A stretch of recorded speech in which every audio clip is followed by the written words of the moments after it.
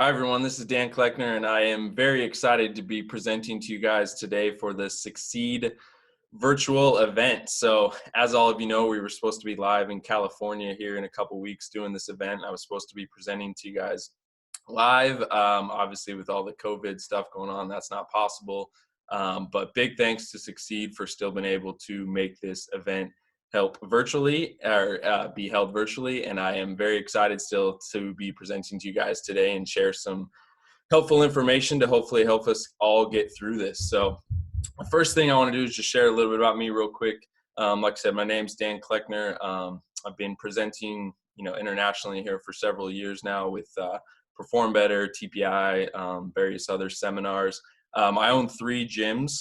2 are in the Seattle area, Cutting Edge Fitness. We have locations in Kirkland and Issaquah, Washington. And then I also own a 3rd gym, Kinetic Fitness, which is in Montana with a business partner. Our first location in Cutting Edge opened about a little over 5 years ago. So I've owned these 3 gyms for the last 5 years. The first thing I want to go in today with talking about is, before we even get into all the nuts and bolts of everything, is just the importance of having the right team in place. So I'm a true believer that if you can delegate something, or if you can do something, someone can do something 80% as well as you should delegate it. So I'm a true believer in empowering your team.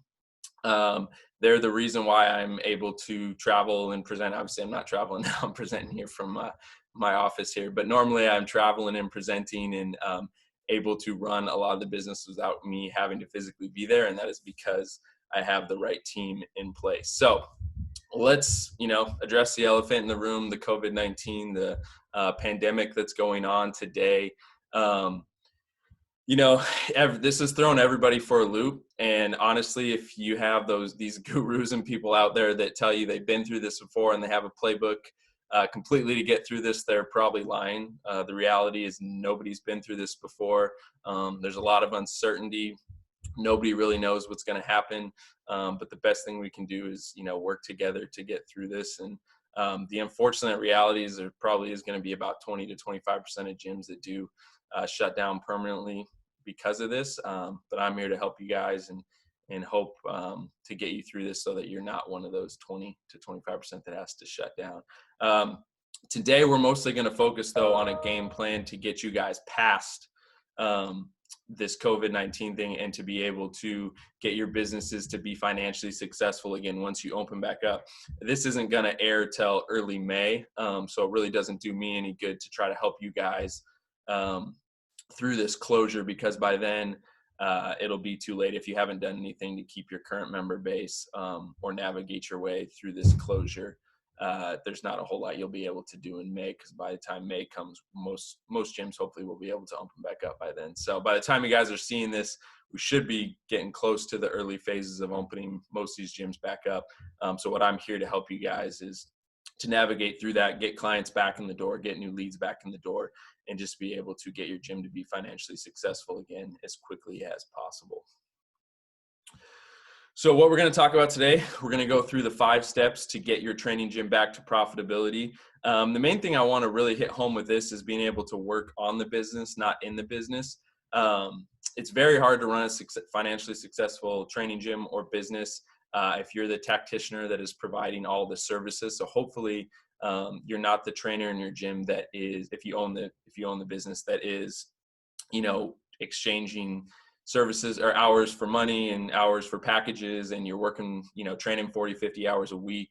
I myself only train clients about 5 hours a week at our gyms. Doesn't mean you have to do that little, but usually if you're training anywhere over 20 hours a week or so, it's going to be hard for you to really grow the business. So I really want you to start to wrap your mind around being able to work on the business, not in the business. And what I mean by that is spending 2, 3, 4 hours a day working on the business, working on your marketing, your lead generation, retention, all the kind of stuff we're going to talk today, versus having in the business providing those services all day. Really what it boils down to, though, is it's just a matter of having all these systems in place and then figuring out the weak areas and addressing it from there. I do a lot of consulting with different owners, and all the owners I consult with, we start with these 5 things, and basically we're just trying to figure out where is that weak area. Where do we need to address it? I'm a big advocate in tracking numbers daily. Numbers don't lie. I want to react to those daily versus, waiting a month or two of seeing bad numbers and then trying to get behind the 8 ball and address those late. It's something that we want to address daily and always work on. We have a big number board in both of our facilities that shows our daily leads, daily trials, daily deposits. My staff sees that, so everybody's very aware of the numbers and where we're at. And I think that's something that is important to be able to drive your business going forward. First of these 5 steps is lead acquisition. The goals for the gyms I consult with is usually like 3,000 to 5,000 square foot gyms. All the gyms I own are around 4,000 square feet. Our goal is to get 30 leads a month. Typically those leads, about 30% of them come from referrals, 70% come from social media.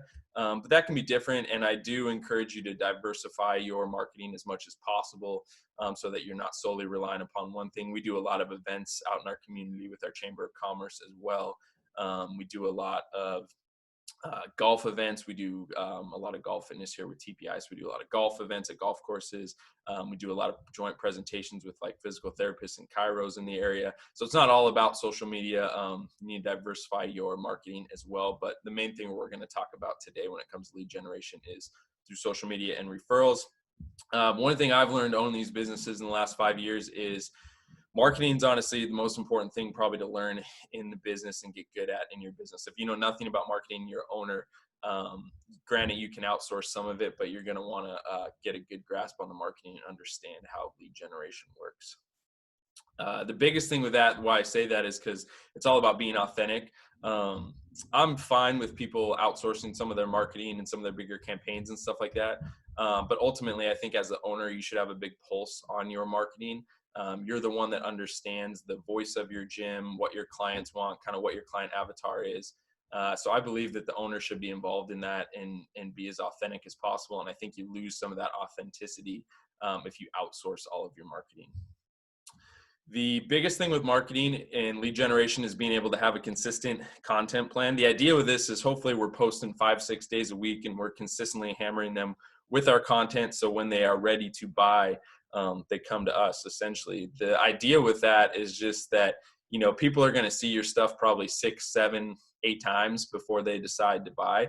So they might not necessarily act on a call to action on the first post they see from you. But if they're constantly seeing your stuff 4 or 5 days a week, whenever that emotional trigger happens to them that makes them want to look into joining the gym, you're going to be top of mind and they're going to think of you right off the bat. And so that's really what the content generation is all about. And the idea with that is we want to have a consistent plan.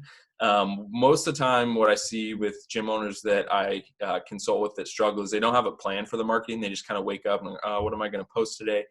We plan out all of our content like a month ahead of time. So I know, every Monday I'm going to post this, every Tuesday I'm going to post this, every Wednesday I'm going to post this. I think it helps to have themes, because that way it's a little easier to come up with the content you're going to come up. So maybe Monday I'm posting testimonials, Tuesdays I'm posting recipe tips. And then the good thing with that too is your audience then kind of knows what to expect and they get used to seeing certain things and look forward to, okay, on Monday I know they're going to post another recipe or whatever it is. The other thing I just want to highlight here is just on Instagram, it's kind of cool that you can do these different pillars. And so this also helps me know with what to post. I like to create, like we have this on our business page too, this is my personal one, but I like to have like 3 to 5 pillars up here, because then that gives me an idea of what to post. I'm just going to pick something from each pillar each day and post that. So if my pillars are nutrition, golf, fitness, business, whatever it is, I know that those are the 5 things I'm going to post this week. So today I'm going to post something from pillar number 1, which is golf, fitness. Tomorrow I'm going to post something from pillar number 2, which is business. Just pick 3 to 5 pillars that, describe you and or stuff that you're passionate about and content that you want to get out there. And that works pretty well for your business as well. But the underlying theme with all this is you got to stay organized. You got to have a plan in place. And I'd recommend shooting all your content like a month ahead of time, so it's all done. And you're not scrambling each day to figure out what you want to post. Here's some ideas. Go through these real quick of stuff that we do that works really well. We actually have our nutrition and recipe blog. People like recipes a lot. We get a lot of clicks on those. Video testimonials are huge. I'm a big proponent of having your clients tell your story for you. A lot of times you don't want to necessarily see your trainers or coaches on videos all the time talking about the results clients get, and you want to let the clients do the results or talk about their results and tell their story for you. We do have our coaches though talk on fit tip videos. I think it's good for them to establish themselves as experts in the area and experts inside of your gym. Just a regular like 30-day trial evergreen ad. We'll go over that later down the road. 6-week transformation contests are great. Fixed testimonial, which is called our People of KE, which I'll show you guys an example of. Obviously, there's different lead magnets you can do, exercise blog posts. There's a lot of different things you can do, but these will give you some ideas of those, 3 to 5 pillars that you want to focus on each week. So here's a good example of one of our testimonials. All of our testimonials we try to make under a minute so they can fit on Instagram as well. I don't know how the audio quality is going to be on this, but I'll let you guys play through this so you can see it real quick. So that was one of the challenges that I was having, was trying to just rebuild my strength in general. And so I've just been able to do a lot more with my body than I've been able to do. So I actually was a pretty active individual before joining KE, but interestingly enough, that's the reason I'm here, because I was working with one of the owners as a trainer at the gym. And we just decided to come here and follow him and continue to do some of the work that we're doing. It's just a really fun environment. I mean, like, some people don't actually enjoy coming to the gym, and truth be told, there's some days when I really don't want to come to the gym. I'm not motivated at all. And then I realized when I go, people are going to greet me, going to ask me how my day was, we're going to have a good conversation. So it's actually kind of motivating to come and just like have a good time with people. All right. So the idea with that, guys, is just obviously hitting on different points that we want to get across in our marketing. So we want to make sure that, we're a gym that prides ourselves in like injury prevention and helping clients after they come off injury. We always want to laugh and have fun. So you see her smiling there.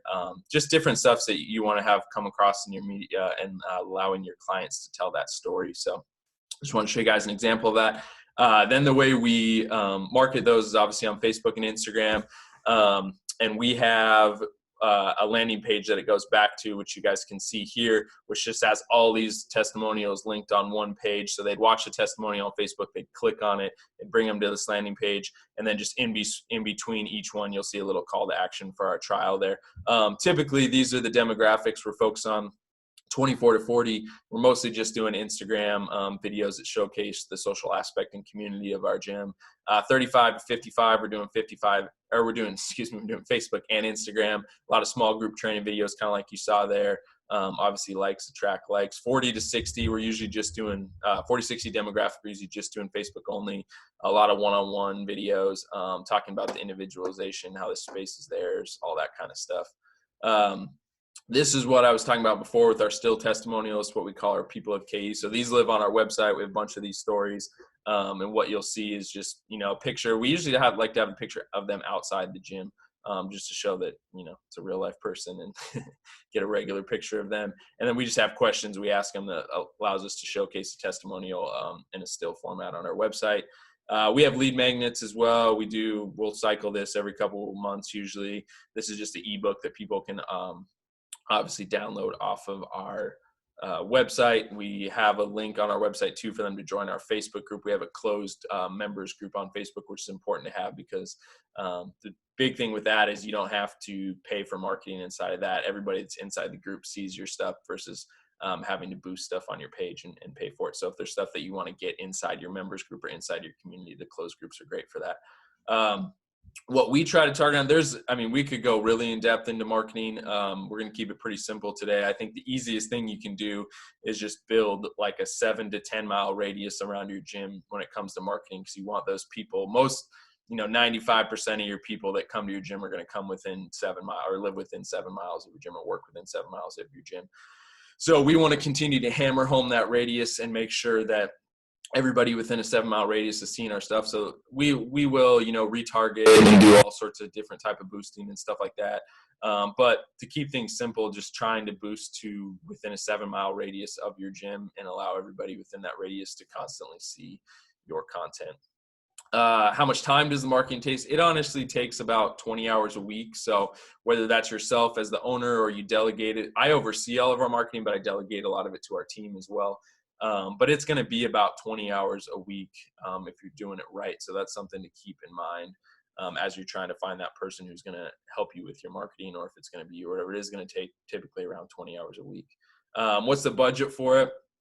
We follow the Thomas Plummer adage of spending about $3,000 a month on our marketing, our social media and stuff like that. I know it seems like a lot of money, but if you're trying to generate, 30 leads a month, typically around $3,000 is what that's going to cost.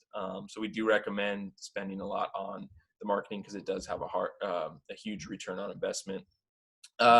Just simply, you can also use, with your content marketing, have some offers on them. We use Stripe and Wufoo a lot. Wufoo is just a way to collect people's information through a form, and then once they fill that form out, it takes them right to a payment page, which is through Stripe, so that they can pay online. And we don't use it a ton, but we use it enough to be able to give people the option to pay for the trial online. If somebody wants to, do an impulsive buy and pay for the trial through one of our offers right off the bat, we want them to be able to do that. We don't want to have to track them down for that payment if we don't need to. So I'd say only about 25% of the people that fill out the forms pay online.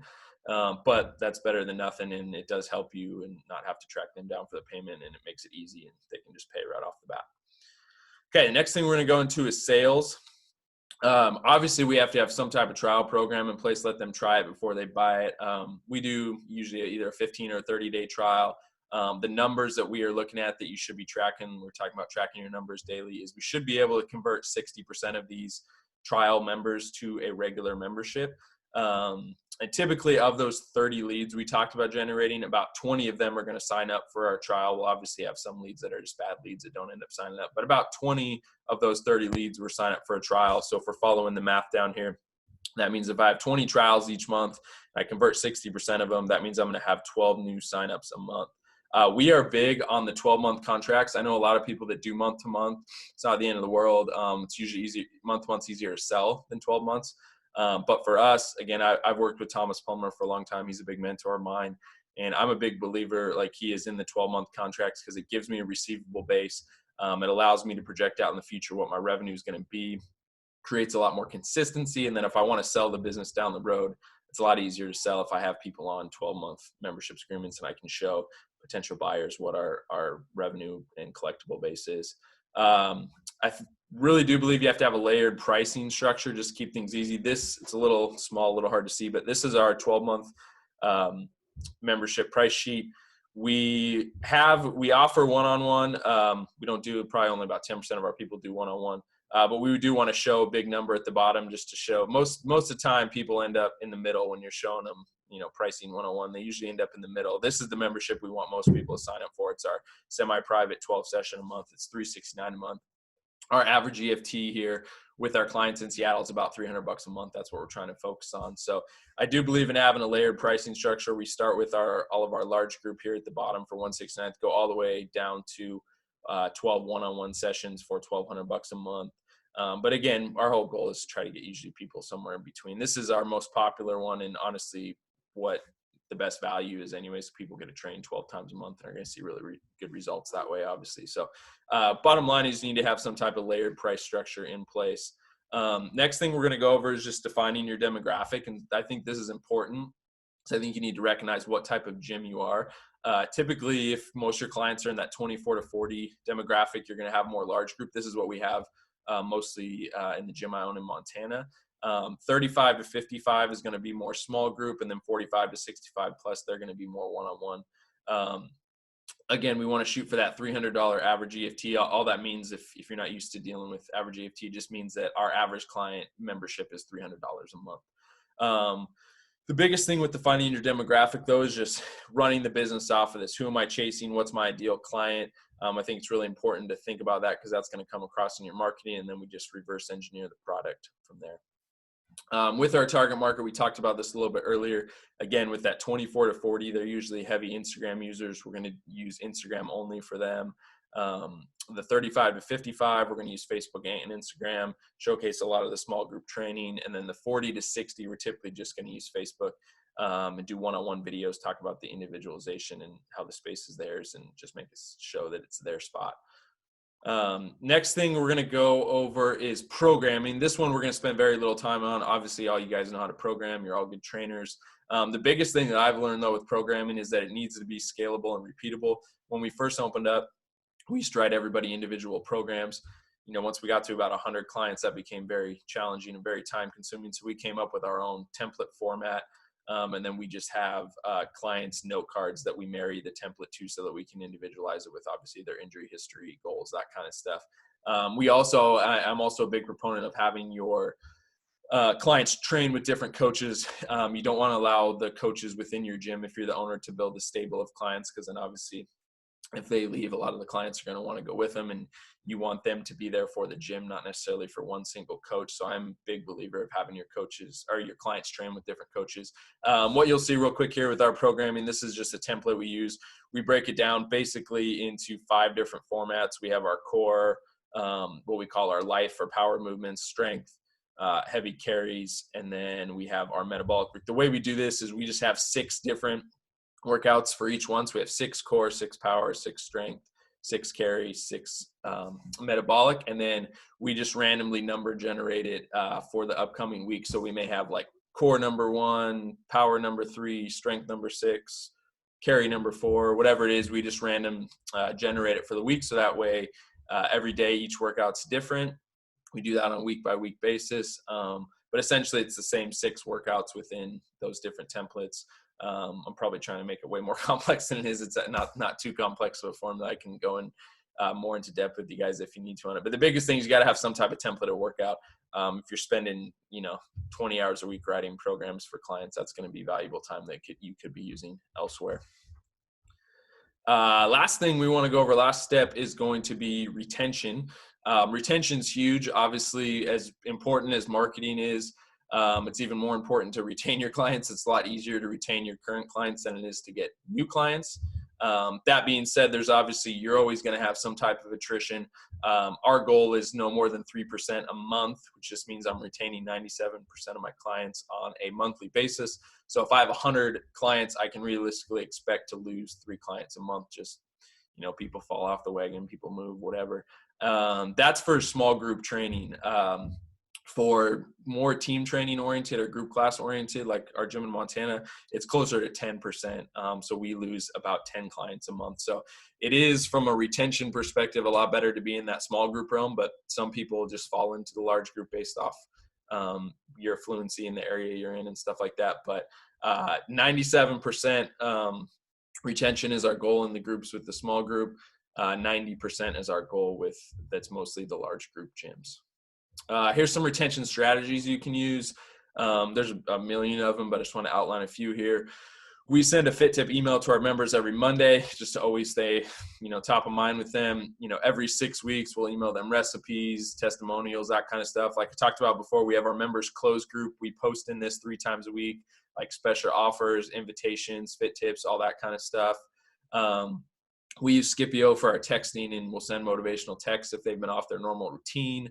And we run reports every month, attendance reports. And if we found that somebody's been off their normal routine, we'll send them a motivational text, call, whatever we need to do. I'm a big believer in MyZone. Everybody gets a MyZone. It's just a good built-in retention tool. We don't use MyZone to generate any profit. We just want to get it in front of as many of our clients as possible. Anybody that signs up for a 12-month membership, we'll get them a MyZone. And then, like I said before, we look for low use patterns. If clients off their normal routine, we'll send the text or the email to check in with them. Just trying to stay on top of everybody, create as much accountability as possible. So where do all these 5 steps lead? If you're doing it right, and this seems like a big number, but we've seen it quite a bit, it can lead to a net growth of $3,000 per month. So that's where I'm trying to get you guys with coming out of this COVID epidemic, is that we can grow our gyms by about $3,000 a month. Once we start to open back up here. And those of you that have a small group training gym, you're going to be in a lot better space coming out of this than the large group. Obviously, just with the dynamic of being able to clean and sanitize stuff, it's going to be a lot easier to showcase the cleanliness and individualness of your gym and people wanting to come in with the small group than it is with the large group. It's just like, for us, we're going to tape down 6-foot grids. We're going to have people grab their equipment, bring it into the grid so that they only use they're the only ones using that equipment during the hour, and then they can spray it down. That's easy for us to do because we only see 4 people per hour. If you're seeing, 30 people an hour, that's going to be a little bit more challenging. But I do honestly believe coming out of this epidemic that there is going to be a ton of potential for growth. A lot of people have been, stuck inside their house for a month or two. They're going to want to get outside. They're going to want to get back into a normal routine. They're going to want to get exercising. So if you're one of the gyms that can survive this, I do think you're going to be in a good position going forward to be able to grow pretty quickly. Where this $3,000 mark comes from is, like we talked about before, if we can get 20 trials a month and we convert 60% of those, we should be able to sign up 12 new members. If our average EFT is $300, we got those 12 members, we're getting $3,600 a month in new sales. We can realistically plan to lose 2 to 3 of those members. If we have 100 members, we're going to lose around 2 to 3 of them. So let's say we lose 2, which would be $600. Then that gives us that $3,000. So the biggest thing with that is just figuring out what's your biggest problem, what's your weakest area. Is it lead generation? Is it programming? Is it retention? Is it marketing? What is it? And then figuring out going from there. It's also important to set realistic targets and goals and work backwards from there. Even if the 3,000 isn't realistic for you, which I think it can be for most people, but if it's not, even if you're just trying to set a goal of growing 5% each year, what does that look like? So let's say, you did $500,000 in revenue and you're trying to grow this year by 5%. So you're trying to add another, $50,000 or so in revenue. So what does that look like? If we're trying to add $50,000 for the year in revenue, what does that look like monthly? What does that look like daily? And just reworking the backwards from there and reverse engineering it. The way that we do this, though, is through our systems. We have to be able to manage the business without it all being reliant upon ourselves. Like I said, if you're the one that's training, 40 hours a week, you're not going to have time to do the help with the lead generation or the retention. And in my opinion, the goal of the owner is just to oversee everything, see these different systems we have in place, and then just fix, cracks in the systems every day. But you're not going to be the one that's, like I said, going to be training 40 hours a week. If you don't have these systems in place, it's going to be pretty hard for you to be able to grow. This is just a random slide I want to throw in with just some productivity tools. Obviously, as an owner, time management is really important. Productivity is really important. These are some tools that I really like to use. Eat That Frog is a great book just on time management and being able to manage your day. I'm also a huge proponent of the 5-minute journal. I'm kind of a nerd and ADD in the sense that I have been using the 5-minute journal now for about 6 years. I've written it every single day for the last 6 years. It really helps me organize my day, but honestly, as cheesy as it sounds, it helps me get in the right type of mindset as well. It really helps me get in the mindset of just gratitude and being thankful for what I have every day versus being in a negative mindset and kind of just getting into a growth mindset. I'm also very organized with just my daily and monthly and weekly planning and stuff. So I'm a big proponent on having a weekly and a monthly plan. And then I also just create notebooks each year to kind of have our plan for the year. So as much as you can go in the future and project out and have a plan, as much as you can reverse engineer from that, the more successful you are going to be. This is something I got from Thomas Plummer. Like I said, I've been working with him for a long time now. When we opened up our second location here about a year ago, he was a huge proponent of us putting together an operations manual. So that's what we did. It's about a 70-page manual. And the idea with that is we have to be able to run our gyms like we're opening 10 locations. This was just going to be our second location. But even if you only have one location, it's going to be able to hugely streamline your process. If you can have an operations manual in place and be able to run your gym like you have 10 of them. This has been huge for us. It's how we train our staff. It's how everything operates, keeps everything consistent and repeatable. And honestly, if you're like if you're like me, you want to sell your business down the road, this is a huge tool for that because it has your whole game plan of how you run your business in place for when you do want to go sell down the road. I mean, I personally don't want to own my gyms till I'm 70 or 80. I want to be able to, have 5 or 6 locations and sell them down the road. And if I want to do that, the operations manual helps a lot with that because it's our whole blueprint of how we run our gyms.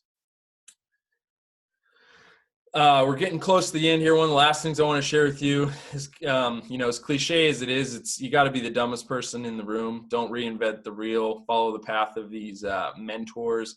I have several huge mentors in my life that I've been able to work with, be extremely lucky, but I would not be where I am today without them. They've made mistakes and shared those with me and allowed me to expedite my growth plan here and being able to grow my business. And the guys that I really respect and work a lot with are Thomas Plummer, Rick Mayo, Frank Nash, and Jason Glass. Those are the four guys that have been huge mentors in my life since I opened up our gym, 5 or 6 years ago. So I'm a big proponent of having mentors. They're going to just help you grow and escalate the growth plan as quickly as possible. You're still going to make mistakes, and you still have to have your own spin on things. You're not going to copy everything they're doing word for word, but you get great ideas from mentors. They hold you accountable, and they can kind of help you shape your own philosophies and ideas on how you want to run your business. But I'm a huge proponent of that, and helping them, just follow the path of these mentors. The one last thing I want to leave you guys with, I just want you to challenge you to reflect on your business. Like we talked about today, find that weak area, and then building the plan of attack from there. Take action. I'm a huge proponent of doing these type of seminars. Obviously, they're all virtual now, but these seminars are kind of worthless if you don't act on any of the information that you get. So I'm a huge proponent of picking at least one or two things you learn today, whether it's from my presentation or somebody else's, but picking one or two things that you can implement on Monday. And just getting after it and building that plan of attack. This is my contact information. Like I said, I mentor and coach and consult a lot of different business and gym owners. So I'd be happy to connect with you guys. This is my Instagram, my Facebook. I even put my cell phone on there. Feel free to call me, text me, reach out to me. I'm here to help. And I'm also going to be, sticking around here to answer any questions in the live Q&A, and that's going to happen at the bottom of the page here. So I look forward to hopefully connecting with you guys there and just helping in any way I can. And I wish you guys all the best. This is a crazy time that we're in, so I think the more we can help each other through it, the better. So please reach out and let's get through this.